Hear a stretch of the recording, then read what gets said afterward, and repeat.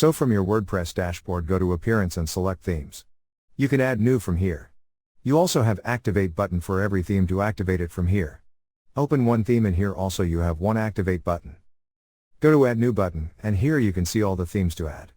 In Featured, we have all these options. The first one is already active, and the rest have Install buttons to install them from here.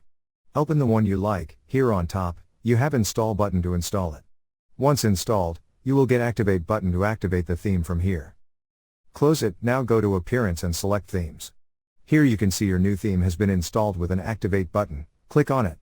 Now go to your site and you can see that your site is in new theme. Back on WordPress, activate another theme from here. And your site theme will change.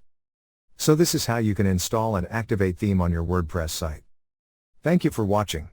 Please proceed to Chapter 31. How to find the best theme. Inside that video, we are going to take a look at how to find the best theme, step by step. See you in the next tutorial.